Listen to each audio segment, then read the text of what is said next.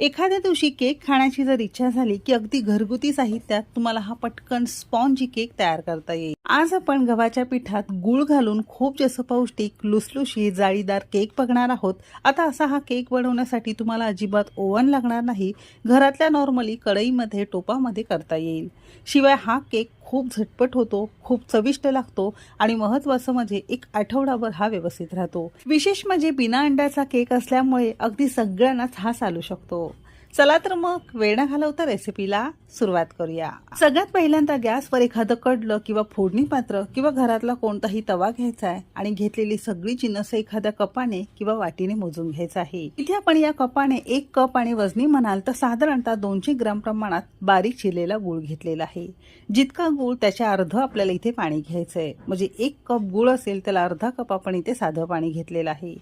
मोठ्या आचेवर अगदी तळापासून ढवळत गूळ फक्त पाण्यात